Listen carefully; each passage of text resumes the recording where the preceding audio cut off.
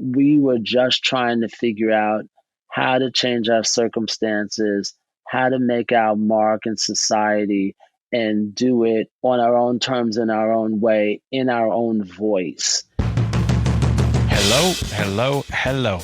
Welcome to the first ever episode of Art Design Music, the podcast that I've been working on for what seems like forever, in a good way. My name is Judd Haynes. I'm a graphic designer and illustrator living in Newfoundland, Canada, and for more than 20 years, I've chosen to focus almost all of my creative energies on designing and making art for the music industry.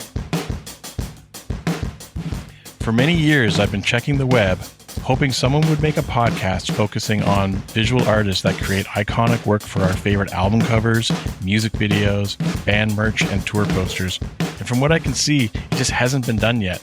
We would just be talking about the power of graphic design.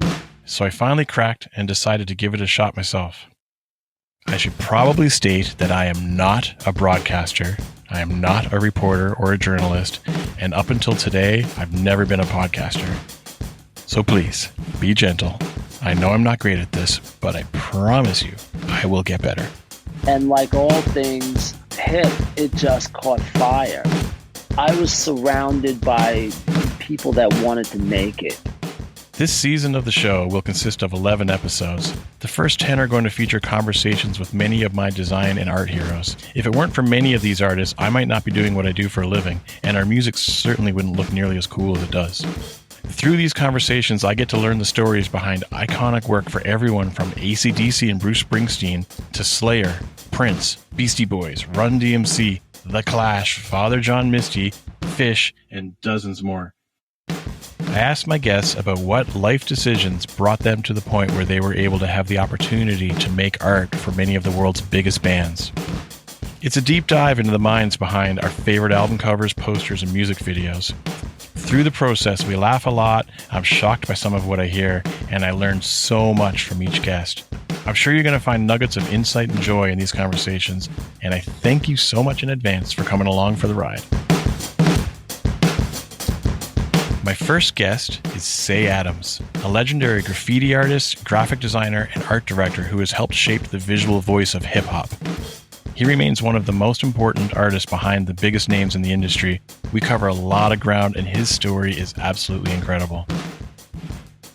I've done my best to find visual examples of everything we discuss and have added them to the show notes for this episode if you want to follow along.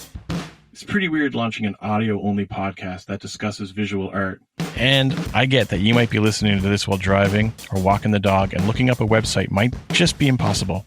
But if you are in a position where you can pop open a webpage and would like to follow along, just head over to artdesignmusic.com and find the Cey Adams link under episodes. I have included visual references to pretty much everything that Cey Adams mentions, all in the same order he discusses them, complete with time codes. And for those of you curious to see who's coming up, I've also included a calendar of guests for this entire season. Now, the 11th episode of Art Design Music is going to be reserved for answering your questions. I've always enjoyed mailbag-style episodes of podcasts where you get to hear from listeners, so it's something that I wanted to do here. I've asked each guest if they would be willing to come back on to answer a question or two from listeners, so if while listening to today's episode or any of the ones to come, you find yourself with a burning question for myself or my guests, please by all means send it along to artdesignmusicpodcast@gmail.com. Extra points if you record yourself asking your question, as it'll be fun to hear your voice on the podcast. But feel free to send along standard typed questions if that's how you're most comfortable. Make sure to give us your name, where you're from, and who your question or comment is directed to. Depending on how many we get, we might not be able to include them all, but I do think that episode 11 is going to be a ton of fun, and can't wait to get your thoughts on everything we're doing here. Every show begs and pleads its listeners to subscribe on your favorite podcast platform. That way you don't miss any episodes, so I guess I should probably do that too. And lastly, I'd be a dumbass if I didn't mention that we are on Facebook and Instagram at Art Design Music Podcast. Our email, again, is artdesignmusicpodcast@gmail.com, and our website is artdesignmusic.com. If you're ever curious about my design, You can find me at judhaynes.com. That's JUDHAYNES.com. And on Instagram at mightypops. MIGHTYPOPS. Okay, that's it for housekeeping. Let's dive in with our debut conversation. I want to preface one thing in this episode. We talk a little bit about something called paste up in design, which I realize that anyone who isn't a graphic designer probably doesn't know what that is. Paste up is the process of how most graphic designers made ads, posters, and everything else before computers existed. Essentially, it was printing photos and text separately and using X-Acto knives, rubber cement, and glue sticks to make your layouts, which would then be photographed using a PMT machine, and voila, graphic design. It's kind of like very skillful scrapbooking. You needed to be a true artist to be able to pull it off. Anyway, hope that little description helps when we get to that part of the conversation. Let's dive in. You know, we weren't in a beef or war with anybody except ourselves. My guest today is an absolute icon, and I don't want to give away his whole story in the introduction. It's way more rewarding when we peel back the layers together. So, without wasting any more of your time, let's dive in. Pop open those show notes if you want to follow along, and please enjoy my conversation with one of my all-time design heroes, Cey Adams. Cey Adams, welcome. Thanks for having me, Judd. I'm so happy to have you here. My entire life, I've been designing for music. There's not a whole lot of designers and artists that have really been out there kind of telling their stories. And you're one of the ones who does. I know it takes a lot of time to do this. Well, I'm happy to do it. For me, I recognize that enough time has passed where there might be young creatives out there that weren't even born when I started making some of these pieces. And, you know, I'm just happy to share the journey. Yeah, and your journey is an extremely exciting one. You're from New York City and you grew up in Queens. Yeah, sure. I'm from Jamaica, Queens. I was born in the 70s. I've been to New York, but I wasn't there then.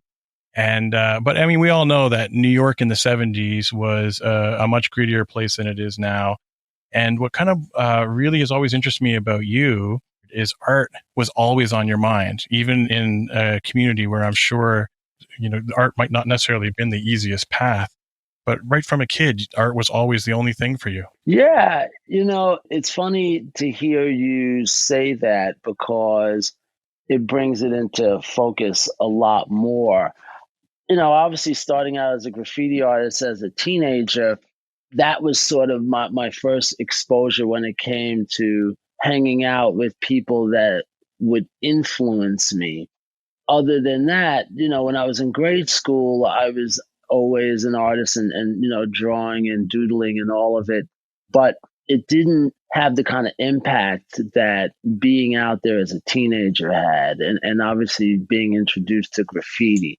That was really when I started to recognize that the talent that I have could be applied to something bigger than myself. Because you know, when I was in grade school, I'm you know, sort of, you know, working at home, drawing at my desk.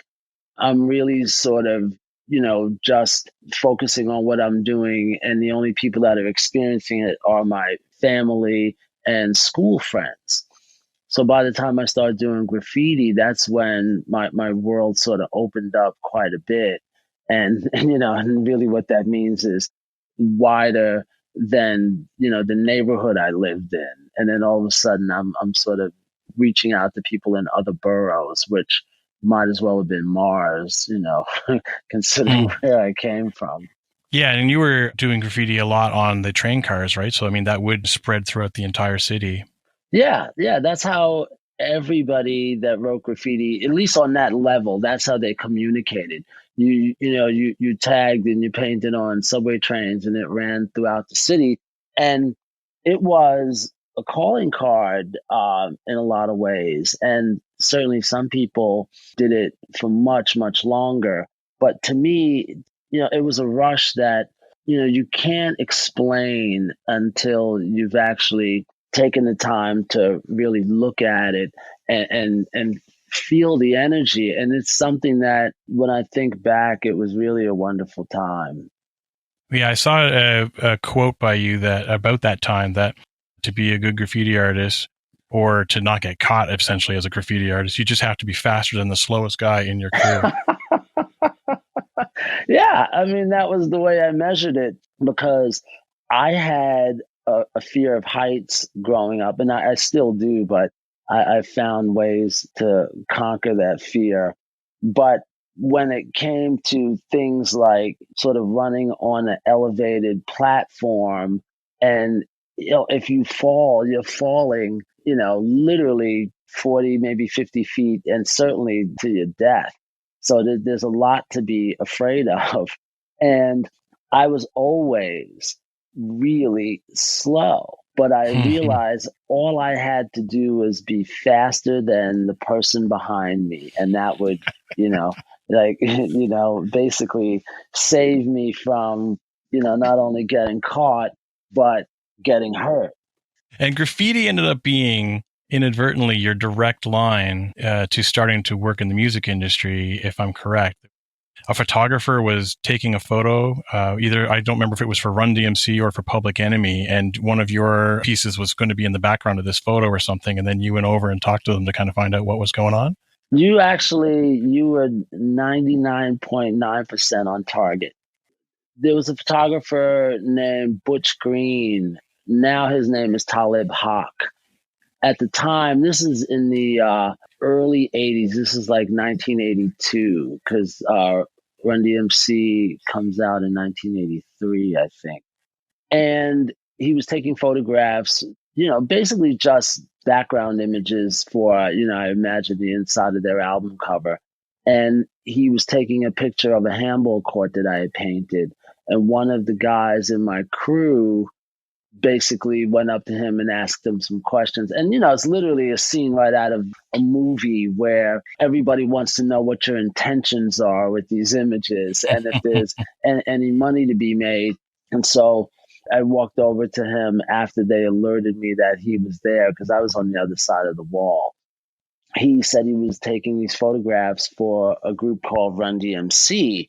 And Run DMC had a couple of hits on the radio at that time. So I was certainly familiar with who they were. And he gave me a business card and it said Rushtown Productions. And that was the office of Russell Simmons, who, people may or may not know is Run from Run DMC's older brother. And he had a management company, and so he managed Run DMC.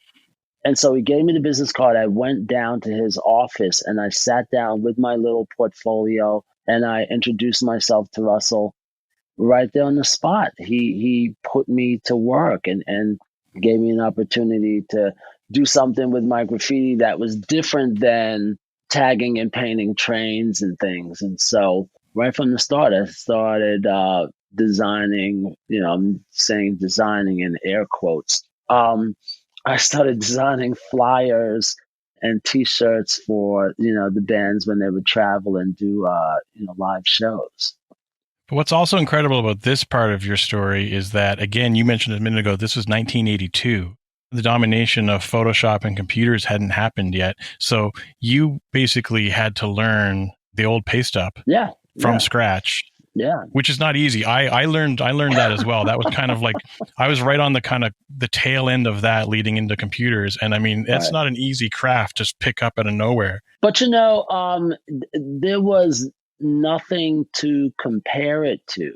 So, people back then, you would sort of study the work that draftsmen did and people that were illustrators and traditional graphic designers. And a lot of that was technical work.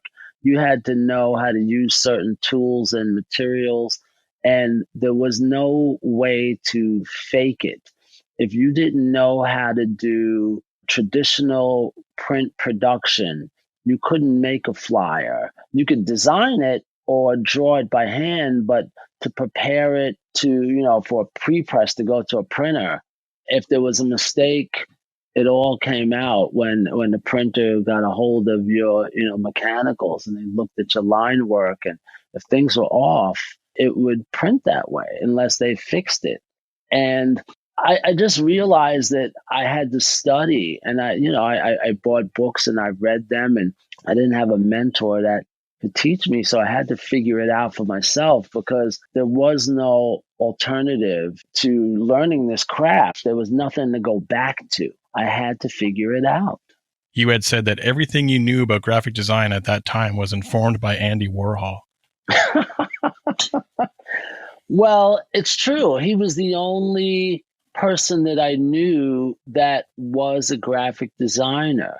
The other person that helped me quite a bit was Eric Hayes. And listeners out there that know anything about graffiti, Eric is still active to this day, active as an artist, a fine artist. I should clear that up. I don't want there to be any misconceptions.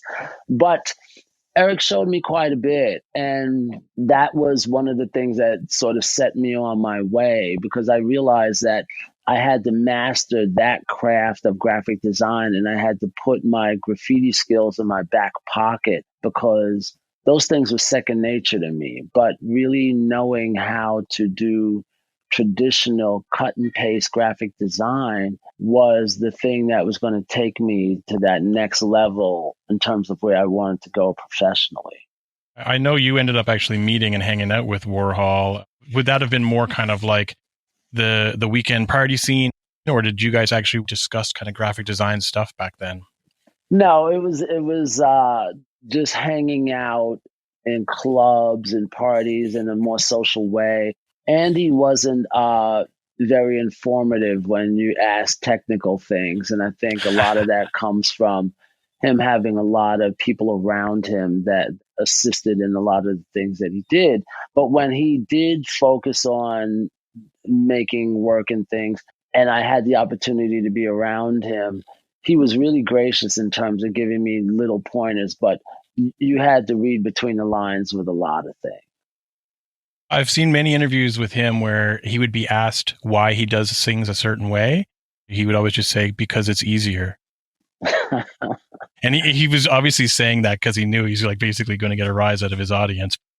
Yeah. Well, that's one of the things to me that is so interesting. I didn't have anything, certainly there were books and things that you could read to learn a little bit more about him, but he was out and about and moving around in the same circles I was. So he was front and center, but he was such an iconic figure, even in the 80s, that to even get to ask him a couple of questions was huge for me, even though it wasn't like he had security or manager or entourage. Well, he certainly, had that, but he would always be by himself.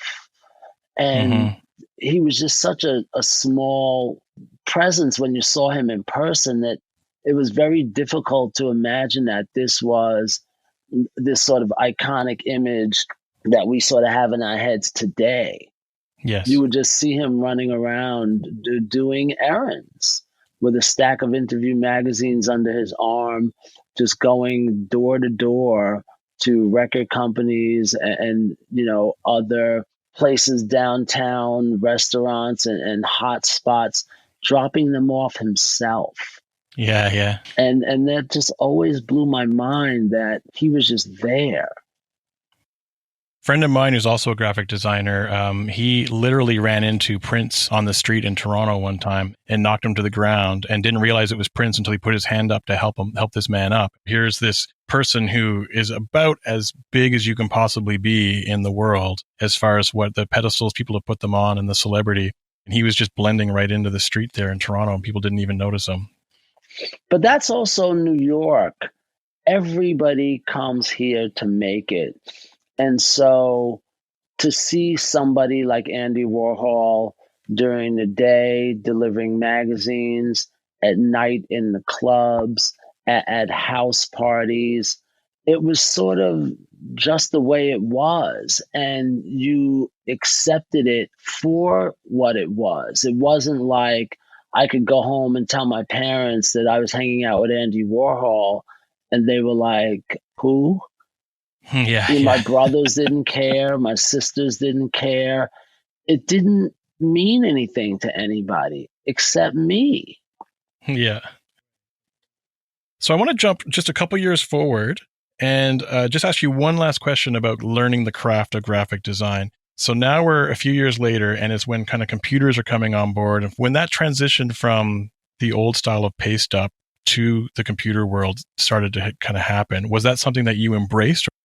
I embraced it with both feet on the ground and with both of my arms outstretched because Def Jam was distributed by, at the time, CBS and Columbia Records, and their art department was fully equipped and fully computerized from the very beginning. And so, because they had to handle all of my art materials for the records that I designed, I had to go back and convince Russell Simmons and Leor Cohen and the folks that ran Def Jam and Rick Rubin and the like that we needed to have a professional art department with the same equipment that they had up at the parent label. Mm-hmm.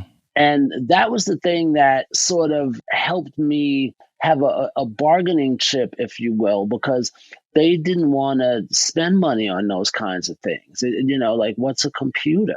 So it was necessary for my team and I to do the work that we had to do. And it was very, very expensive back then. And nobody wanted to make the investment. But because Sony had it, or CBS had it rather, they later sold and became Sony. That was the thing that allowed us to get the equipment that we needed. So we had the very first generation of Apple computers when they came out. With a Def Jam sticker on the side of the monitor. That is correct. You started actually like traveling and hanging out a lot with the Beastie Boys and Run DMC.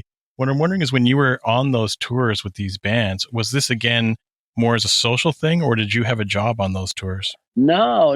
So, oh my goodness, social. Are you kidding? They worked me into the ground. No, when the first time I traveled, with the Beastie Boys, we were just doing local gigs around the tri-state area. So it's obviously New York, Philadelphia, Connecticut, and that's just in a van. So by 1986, when License to Ill comes out and we're on the road promoting the record, they brought me out on the road because I was a friend of the band, but I also had skills that proved to be, valuable. So I was designing T-shirts. I was designing, tour backdrops and other kinds of merch. And the thing that was helpful was that I was with the band, so they could approve artwork and things right on the fly, whether it was on the tour bus or back at the hotel, as opposed to me being back in New York calling somebody. And when someone came home for the weekend to see their family, you gave them an envelope, and then they went and took a bunch of Xeroxes to the band, and they had to approve things and then bring it all the way back. Or maybe you'd get word and the merchandising company is waiting, management is waiting, the record company is waiting. Me being on the road with the band eliminated the middleman because I was designing a lot of these things. I had access to the band so they could make an instant decision. I had access to management, and I had access to the record company folks. So it saved a lot of time. I was not playing around. I recognized it as an opportunity right from the start. I had a similar situation years ago. I was touring in a band that ended up getting an opening slot for a bigger band. That bigger band ended up hiring me to make their next tour poster. And it was a fun situation, like you say, where while that band was on stage playing, I would be in the back room working on the poster. And then that evening when they came off stage, I could show them where I was at. Over the course of a couple nights, we had it done. Whereas if I had been sitting in an office back home and was just sending this through to a management or record label, that process probably would have dragged on for a month. Yeah, for sure. I mean, that is what one-stop shopping looks like. So I was very fortunate that the guys took me out on the road, and like I said, I just recognized it as an opportunity right from the start. And I say that while they were, really good friends of mine, I was an artist and I knew it was an opportunity for me to grow and learn because I Hmm. learned from all of the creative professionals that we had to hand artwork off to. Everywhere I went, I picked up little tidbits about how to do things. And I developed this sort of portfolio of skills. And I still use a lot of those to this very day. Touring with Beastie Boys kind of started around License to Ill, but if we jump back before that to their first 12-inch release, Cookie Puss, that featured your handmade logo that you made for the band that they're still using today.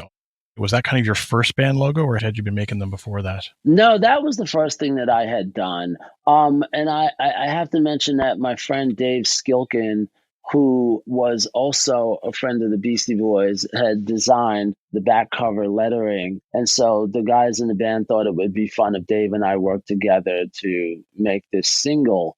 That was the first thing that I had done. And then shortly thereafter, I did a 12-inch single for the real Roxanne called Bang Zoom. And that was, I think, the second time that I had done anything. And that was all sort of before I started doing all of the work for Def Jam. We were friends, and I just thought it would be a lot of fun. And when they asked me, I didn't hesitate.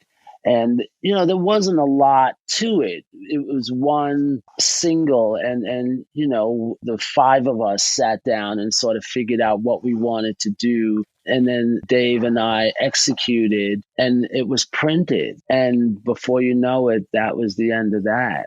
I would be willing to bet that almost every designer that I could probably ever talk to would not even remember the first logo that they made, and they certainly would. They certainly wouldn't still be in use, and they wouldn't be, printed on, millions of records and T-shirts. This started you on a pretty interesting path. I mean, I only have a few listed here, but I mean, I know that you made Mary J. Blige's logo, which she's still using today. You made logos for JayZ, De La Soul. You did the Chappelle Show logo. And more recent, you did the Graffiti Museum in Miami's logo, but you also made logos for Redman, sorry. Did you also do the Sean John logo? My studio did design it, yes. A lot of credit has to go back to the Beastie Boys because they were just wonderful and they gave me an opportunity to do something that I might not have been able to figure out on my own. They were just simpler times. We were just a bunch of kids trying to figure out how to take our love of, these individual art forms and do something positive with it. And we were just in New York at the right time, and we were the right people, and we were really trying to have fun as well. And I don't want to overemphasize how much that mattered to us. I mean, I can't state it enough. We were really just having a good time. But that's New York City. I was surrounded by people that wanted to make it.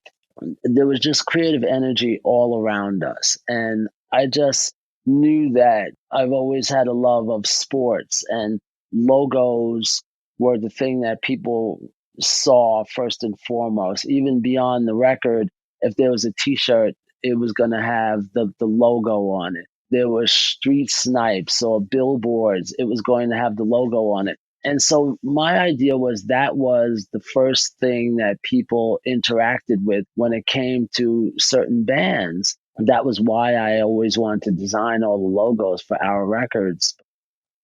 You actually just answered a big question that I was always wondered with your work, whether when you were making these logos, they were actually just your approach to how to put the type on an album cover, and with the photo and with the art that would go on the album cover, if this was just the right solution for that album cover. And then they ended up turning into logos later that ended up being used for all these other uses.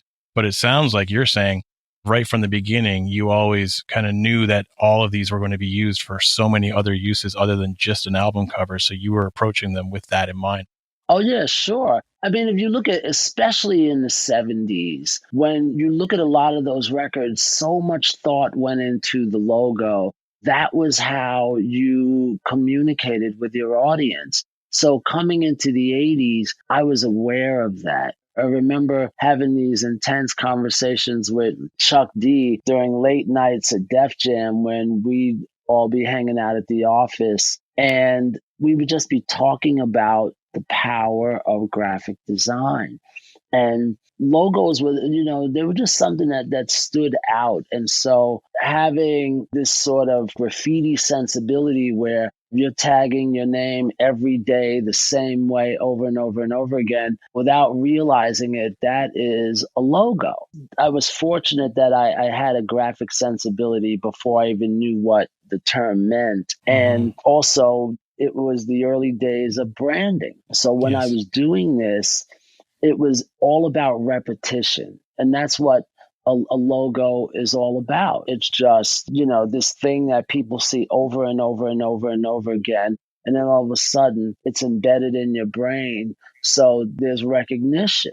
Without knowing it, it ended up being something that was really valuable because people might not always remember, a particular album cover, but after 3 or 4 records, that logo is always ever present. When you go to the merchandising stand at a concert, there's the logo, advertising, billboard, television, what have you. And so I was very fortunate to figure that out early. Did you find a lot of the other groups you'd work with, would they all get it right away? Like, would they, or was this a kind of a process you had to like really drag them through? You know what? What people cared about was, I want my picture on the cover of the record. Nobody was concerned about what the lettering looked like or the type. They would always say, oh, make the type bigger. And we all know as creatives, that's the number one running joke of anything. If there's room to make it bigger, make it bigger. But when it came to things like that, I'll say people like LL Cool J were really savvy. Certainly the Beastie Boys. A lot of the other bands were just sort of, they were more focused on the recordings, and I think they left the creative stuff to us in the art department. But certainly Public Enemy got it because they put so much effort into that PE logo, and this is all credited to Chuck. He was, aware at a time before a lot of other, people in hip hop were. You mentioned a second ago about so many of the bands just wanted essentially to have their photo on the cover, and then kind of what the rest of the design was, they didn't really care that much. They were kind of leaving that to you. With Chuck D and Public Enemy, they were a bit different because when you did Fear of the Black Planet, that was a record that did not have a photo of the band on the cover. Well, again, this is all about the vision of Chuck D and what he thought about what Public Enemy represented. It was the first opportunity that we had to make a conceptual cover. And a lot of this comes from the Rock and Roll Boys. He just got it right from the start. And so as creatives, we were always itching to have an opportunity like that. So it was a lot of fun to hear him say, this is going to be a conceptual design. And Fear of a Black Planet is their third record. The first two were photographs of the band. And by the time we do Fear, that is a illustration. That's a creative's dream, to get to work with an illustrator, to get to do, various sketches. And you think about all the different formats. And so we tapped B.E. Johnson to do this illustration. Chuck gave us a thumbnail sketch, and my partner, Steve Carr, and I went to B.E. Johnson, and, we thumbed through Illustrators Annual, and we looked through tons of illustrators. And we happened upon him because he did paintings of outer space. And he just nailed it. He did a couple of variations, oil sketches and things, and then he just nailed it. It was just so much fun because this is what graphic design is about. This was so outside of what a lot of traditional people were doing, in the music business, as it relates to Black music. Rock and roll, they were doing illustrations, like I said, since the 70s. But you'd be hard pressed to find a hip hop record, or even an R&B record from the 80s that had an illustration, unless it was something like Parliament. They were on it, but they were, to me, like a whole nother animal because they got it. So for us to be able to do that, that was huge, especially myself and Steve Carr. We were both visual artists.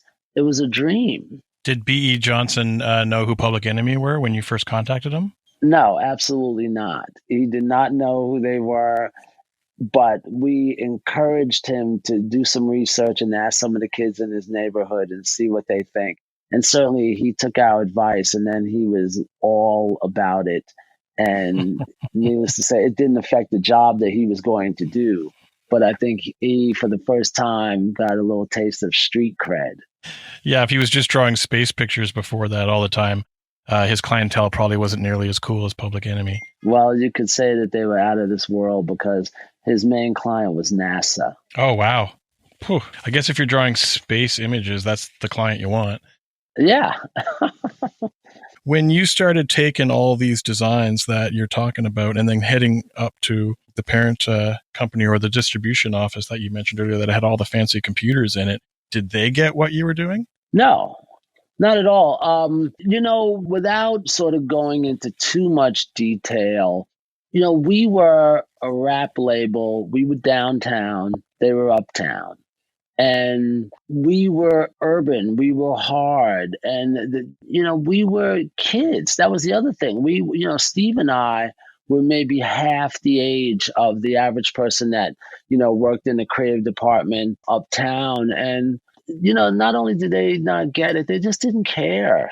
We were all alone on a desert island with what we were doing, and we had to find out the hard way in some cases, and we had to figure a lot of things out for ourselves. We didn't have as much support as I would have liked at the time, but you have to remember this is the early 80s, and hip-hop was not the billion-dollar genre that it is now. Yeah, so you had to do a little bit of convincing that what you were doing was going to work. Well, the thing that saved us was the record started to sell. And then there was no discussion after that. But in the beginning, we were treated like, oh yeah, the messenger department is downstairs in the basement. And I'm like, no. I'm a graphic designer. I'm an artist. I'm an art director. I'm here to conduct business. And they would just look at you like you had two heads. Mm-hmm. Can you explain for our listeners a little bit about what the drawing board is or was? Well, the drawing board was Def Jam's in-house graphic design department. So Steve and I, we were both the same age. I'm born in March. He's born in December. And we loved a lot of the same things. I'm from Queens. He's from Brooklyn. I'm black and he's white. But we sort of had similar tastes in the music that we loved and the TV shows that we watched as kids. We sort of were living these parallel lives just in two separate places. By the time we meet at Def Jam through mutual friends, we became fast friends. We just hit it off immediately. We decided to put together a business because we were both there.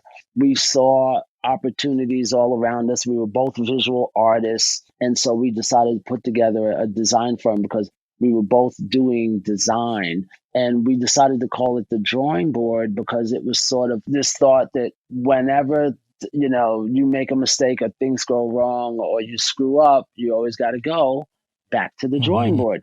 And we were amazed that that name had not been incorporated. So we called our design firm Drawing Board Graphic Design. And Def Jam, while it was our star client, they gave us the freedom to work out of their office space, but they were not our only client. Sean Combs' Bad Boy Entertainment became one of our biggest clients, and we got to do all of the album cover work for them, starting with Craig Mack, and then right after that, Notorious B.I.G., Ready to Die. We did Mary J. Blige, although she was on Uptown Records, founded by Andre Harrell. Puff was Andre's intern. So it was like one big family because all of these people sort of came up under Russell's umbrella when it came to understanding how business is conducted outside of the recording part of it. And everybody had this idea of being a sort of a mini mogul. While Steve and I had the same idea, only our version was going to be through visual art. Mm-hmm. So we started the drawing board and we built our company. And little by little, we had a staff of talented graphic designers and illustrators, and then later photographers, and then later film directors. And we started drawing board pictures. And this is all to Steve's credit. I mean, he was just brilliant. He saw all of this right from the start. We just wanted to make art, but we knew that we needed a strong team around us to support the business because we wanted to go out and grow the business. So in order to do that, we needed a really strong team of creatives to hold down the fort so we didn't lose our, bread and butter accounts like Def Jam and Bad Boy. Was there any kind of awkwardness at any point? Not at all. We were all family, and it was awesome. Sibling rivalry at best. We all supported each other, and I'm talking about on the record making side. Russell Simmons, Andre Harrell, Sean Combs, then later JayZ and Dame Dash, Irv Gotti and Murder Inc. Everybody that was distributed through and under the Def Jam label, it was like a family. At times, semi dysfunctional, but it was a family, and we supported each other. You were working essentially for the two biggest labels on the East Coast. Yeah, these labels were making a lot of money, and we were running a graphic design firm. And our job was to design great records and get them to the printer so they could make it into the stores. We weren't in a beef or war with anybody except ourselves. The Beastie Boys' Hello Nasty, which has the super fun cover of the boys in a sardine can. And I was kind of wondering where that idea came from. All of the credit goes to the guys in the band. The three of them put their heads together. They made the music along with Mario C. And, Adam and I, and Yauk and Mike, we sat down, while they were recording, we just talked about what the cover might look like. And we went through a ton of different variations and played around with a bunch of different things. But it was just like when we were working on things in the old days where we all just sat down and there wasn't anybody's voice that was included in that wasn't a part of our original crew.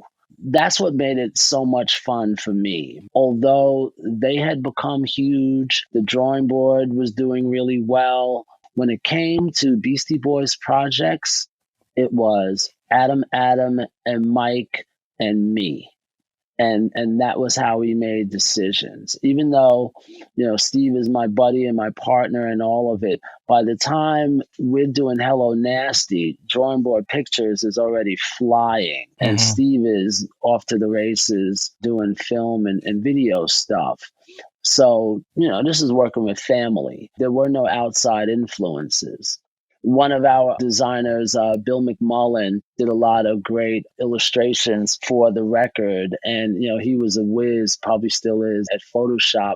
And he did some really, great things for the interior. But all of it had to be approved by the guys in the band. And they were always great at giving people the space to have fun and to grow. But when you look at that cover, Michael Levine took the photograph of the guys in the sardine can. That was all them. They thought about what they wanted to do, and my job was to help them execute their creative vision. They knew what they wanted, and you didn't have to worry about management or a record label or a messenger walking in the door having a say in what happened.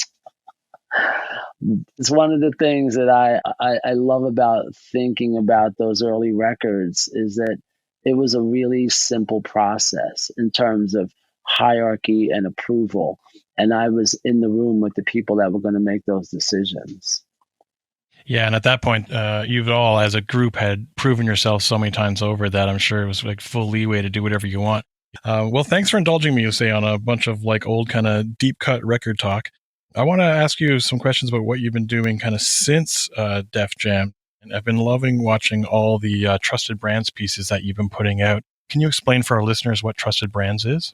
Well, after making all of those records and obviously having a career, that started out in graffiti, I sort of thought, okay, I've gone to Hollywood, I've done film projects, done title treatments, worked with everybody under the sun, in the music business, and just had so much success in that area. And I thought, well, you know what? It's time to go back into the studio and do what I love to do the most, and that's just paint. And so my idea originally was to get a small studio, get a couple of canvases and some acrylic, and just make some paintings and see what happens. While I started doing that, I stumbled across working with collage through some of the work that I do teaching kids. I decided that I was going to start trying to, master this medium of collage. And while none of my peers and contemporaries were doing that kind of work, I thought, okay, this is going to be, my opportunity to sort of go out on a limb and try to figure out how to, master this new art form, new for me. And so I started making collage. The thing that I wanted to do first and foremost was sort of honor my love of graphic design. And I thought, well, I love logos and branding, so I'm going to start making paintings celebrating some of the favorite logos that I've loved as a kid growing up. And so that's where the name Trusted Brands comes from. It's sort of a tongue-in-cheek way of paying homage to a lot of these brands, but also getting an opportunity to relive my graphic design years and do things on my own terms. I'm making these paintings for me. And if there's a bigger audience out there, we will find out. But the original idea was really just to try to do something that made me feel great. And that's what it was about. And I'm happy to say that they were really well received by my collectors and galleries and museums and all of it. It's just a wonderful feeling to know that there are people that support what you do and you don't have to over explain what the vision is from a creative point of view. Not only is it an interesting idea, but they're also extraordinarily beautiful. I don't know how much trial and error it took to kind of get a handle on this new art form, but a lot. It looks like it's your thing now. It's like you do it so well. Thank you. Have you learned anything new about logo design from that process? The simpler, the better. Right now as I'm talking to you, I'm looking at a selection of the Reese's Peanut Butter Cup logo that I painted. And, while I did not design the logo, I just love letter forms and I love graphic shapes, and just the simpler, the better. Coca-Cola, Kool-Aid, 76 brand. All of these things are just frozen in time.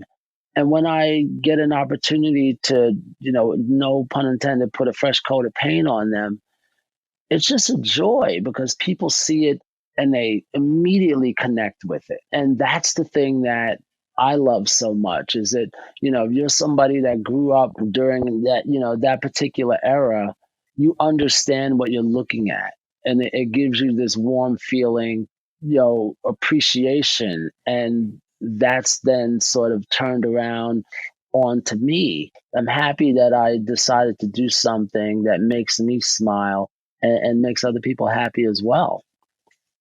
The Pan Am logo is one I've obviously seen my whole life, and I've never really thought anything of it. I just, it's been there, but it never really resonated in any one way. And I got to say, since I've seen your Trusted Brands Pan Am piece, now I think it's my favorite logo. Kind of it blew my mind how much it brought that logo into a whole different light for me. These pieces that I'm making are a celebration of graphic design. And I don't want to alter it I might change the color, but I'm not changing the shape. I'm not changing the structure. It's about celebrating the best of graphic design. And that's the one thing I do want your listeners to sort of understand. I take those things very seriously and I take them very personal. And I just want people to recognize that that's what it's all about for me, is celebrating the craftsmanship of the original people that made those designs. All of the brands uh, that have contacted me, that have seen the work, really appreciate it. And so I feel very fortunate that the work is being embraced in that way, because I was very nervous that people were going to come after me because I'm not getting permission to use these logos on the works that I'm making. But I always remind people that it's an homage and it's a celebration. I'm not trying to, mass produce it.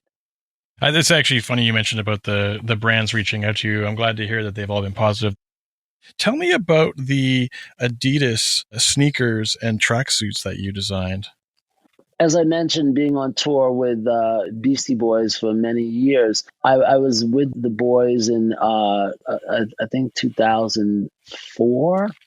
And we were in Berlin, and the folks at Adidas approached me about doing a collection.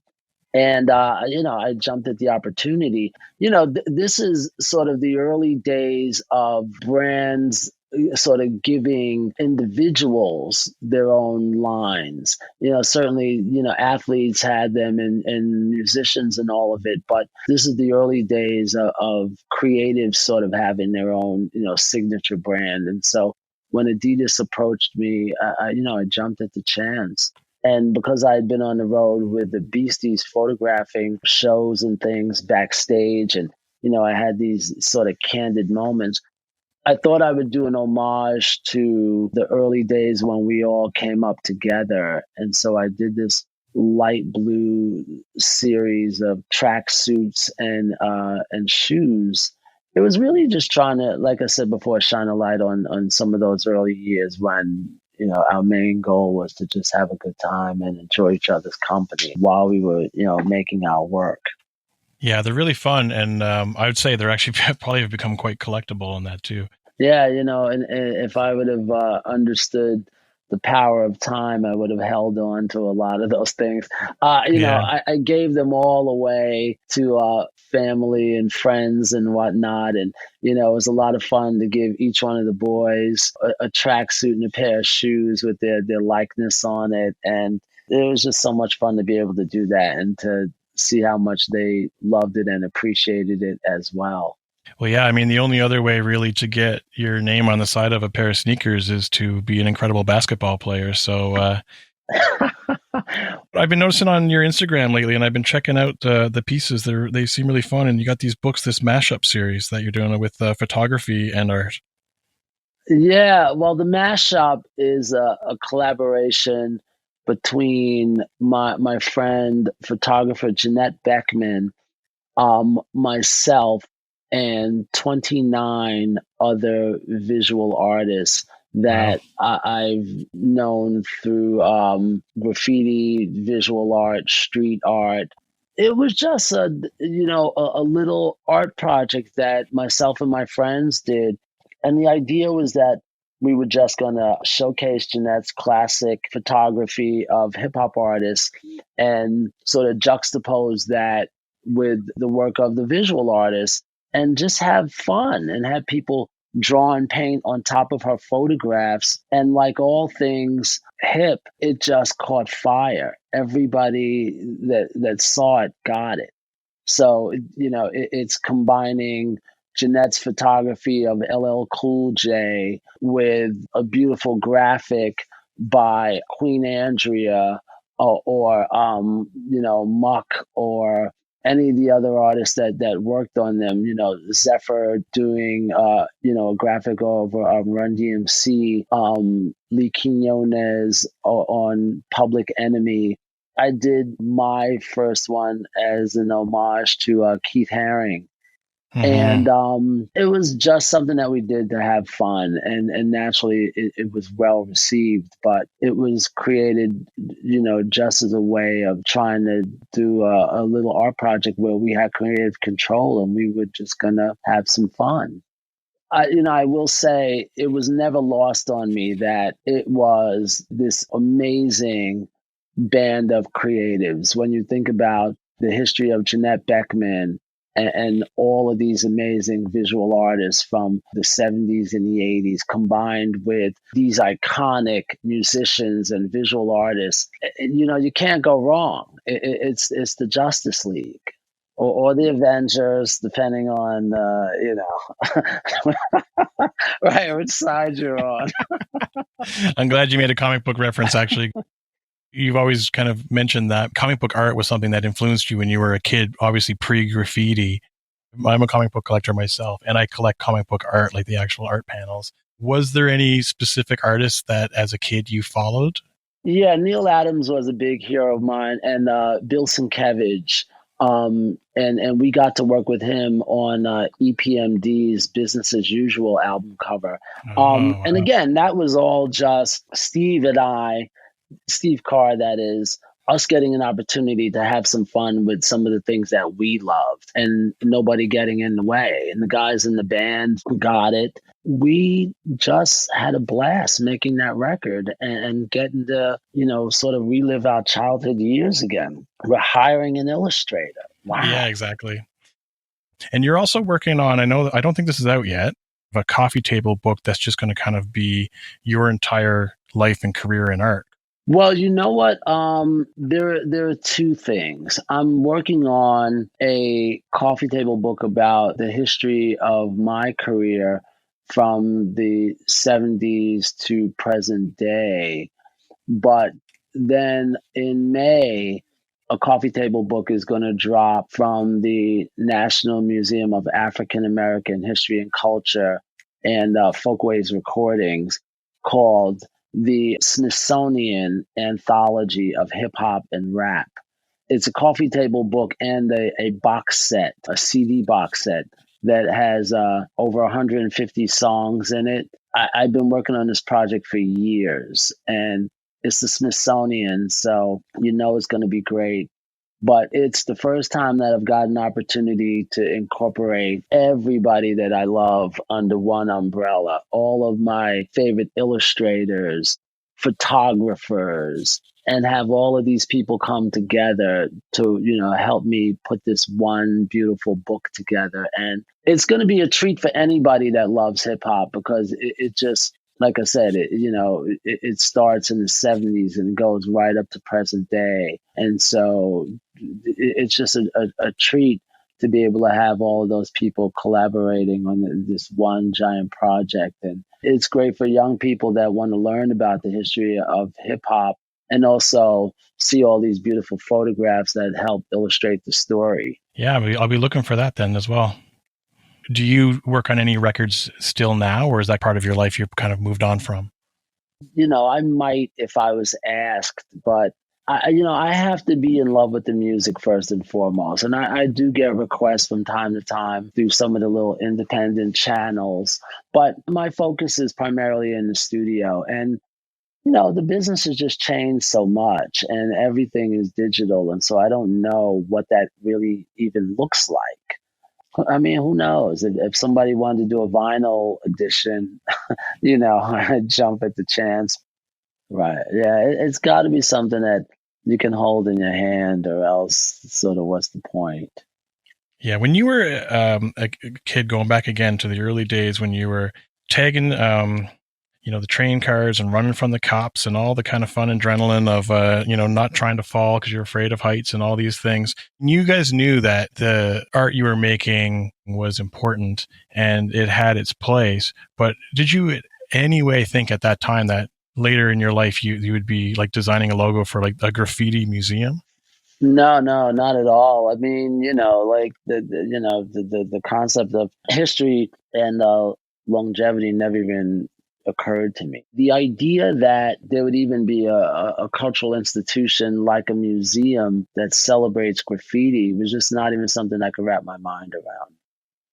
The museum is about giving young people an opportunity to learn about the history from the people that made it, that did things on their own terms. And that's the thing that I think should be celebrated. And that's what I want the takeaway to be when people think about the work that my friends and I did way back then in the 70s and 80s, is that we were just trying to figure out how to change our circumstances, how to make our mark in society, and do it on our own terms, in our own way, in our own voice.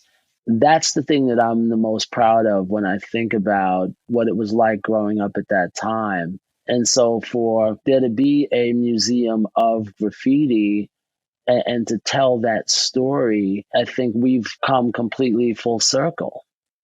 Yeah, absolutely. It is amazing. I mean, I know I keep kind of like saying that over and over again, but when I look at the fact that when you were a kid, you knew you wanted to do art, then graffiti led to music, and music brought you back to the painting, the collaging. It's just when you look at your life, it's like you knew as a kid that art was going to be your thing, and you were so right. Well, you know, you're beyond kind, and it's great to hear it played back to you, because I certainly never really think about how one thing sort of threaded the next, and then the next, and then the next. It comes from having good people around me and having really great friends that I've been on a journey with for more than 30 years, but also people that wanted something and people that were willing to sacrifice. All of the artists that I've worked with, they were like, world crushers. They wanted something. When I think about it now, it's mind boggling to think that you could be in an opportunity to work with all these amazing people. Like if you had to look into a crystal ball, it's unbelievable. The Notorious B.I.G. is being inducted into the Rock and Roll Hall of Fame. When I think about Grandmaster Flash, Run DMC, the Beastie Boys, Public Enemy, and Notorious B.I.G., all being inducted into the Rock and Roll Hall of Fame, and me being fortunate enough to have worked with all of them is beyond comprehension. You said earlier it was all about making sure that you could just run faster than the next guy. Again, I want to thank you so much for taking the time. Well, Judd, thank you for having me on your show. It's been a blast, man. You've given me an opportunity to really take a trip down memory lane. And I just want to say thank you.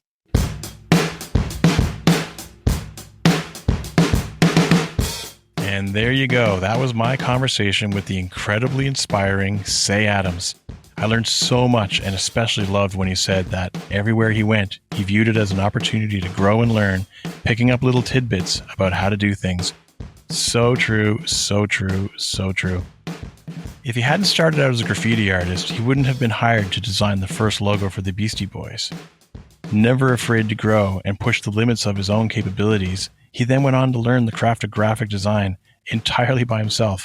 And now he has taken what he learned and all that success and gone back to his first love of exploring his visual art side while creating personal projects that are exhibited in galleries and collected by art lovers all over the world.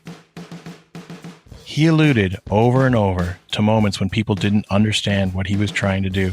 His family having no idea who Andy Warhol was and not understanding his enthusiasm of getting to share moments with this iconic artist.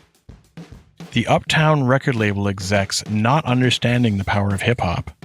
He had to prove himself to not only be capable as an art director, but be better than those around him just to be taken seriously.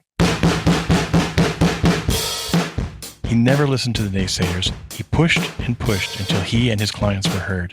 And heard they were. We're still listening to all these records decades later, and as he mentioned, many of his clients are now in the Rock and Roll Hall of Fame, and certainly the albums he designed have carved lasting places in the hearts of music fans like myself. One of my favorite things about Cey Adams is how gracious he is to the folks he collaborated with. Time and time again, he gave thanks and credit to the bands, his clients, and his former business partner, Steve Carr. It's refreshing to see someone who has achieved so much willing to share their podium with those that helped them along the way. Want to learn more about Cey Adams? His website is ceyadams.com. That's CEYADAMS.com. And you'll find him on Facebook, Twitter, and Instagram at Cey Adams. This was a very exciting first episode of Art Design Music for me. I couldn't be any more pumped and really hope you enjoyed it. As I mentioned at the top of the show, the 11th episode in the season has been reserved to answer your questions. We're turning the mic over to the audience and would like to encourage you to send in any questions you might have for Cey Adams, any of our other guests, or even myself. You can email your questions to artdesignmusicpodcast@gmail.com, and bonus points to folks who take a moment to record themselves and send us an audio file, as it will be super fun to hear your voice. Make sure to let us know your name, where you're from, and who your question is directed to. Again, that email address is artdesignmusicpodcast@gmail.com.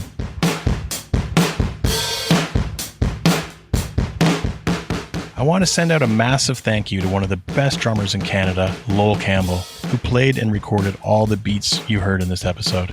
He is best known as the drummer and a founding member of Winter Sleep, a band that I was also in many, many moons ago.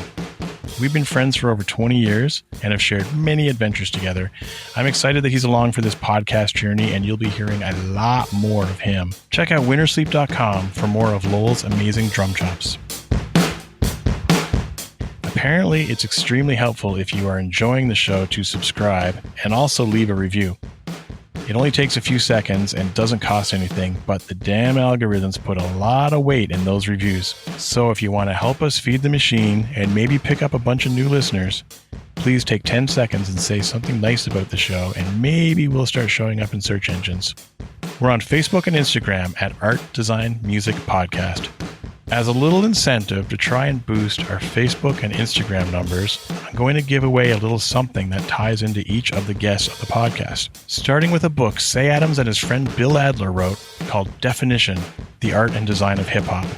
As far as I can tell, this book is long out of print and circulation, but I did manage to track down a copy, and it could be yours. All you need to do is be subscribed to our Facebook and or Instagram by the time the 11th episode comes out. If you follow both, well, that's like having 2 tickets in the raffle. And every person who sends in a question for myself or one of the guests will also get their name dropped in the hat for the prizes. I'll announce all the winners for all the episode prizes on our mail drop episode, which again, that's episode 11 for those who haven't been paying attention. One of my favorite moments from my conversation with Cey Adams was right at the end when he was discussing how powerfully the folks he worked with influenced him, and how much they were willing to sacrifice to achieve their dreams. He referred to them as, quote, world crushers. A term I feel I'm going to use a lot, as every guest we have coming up on Art Design Music could easily be classified as a world crusher. I've posted the full Season 1 episode list and calendar of release dates up on artdesignmusic.com, so please check that out if you're curious. But for now, let's close off by telling you who's coming up next. Chad Van Galen is best known as a hugely popular musician and songwriter. For more than 15 years, he has been releasing albums around the world on Sub Pop Records and in Canada on Flemish Eye. He has played major festivals, won awards, toured the planet, and is a favorite among indie music fans. But did you know that he's also an incredible music video animator? His illustration style is as unique as his music, and his visual art has taken him to places his recordings never could. We talk at length about the art of making music videos, designing for the Adult Swim TV network, his exciting experience collaborating with the Jim Henson Studios, and his general hate for Apple products. It's a really fun, lively conversation. I had an absolute blast, and it's coming up next. Thanks so much for listening. I'm graphic designer and illustrator Judd Haynes, and this has been the very first episode of my podcast, Art Design Music. I'm so pumped that it actually happened. It's real. It exists. You listen to it. That makes it real. Thank you so much.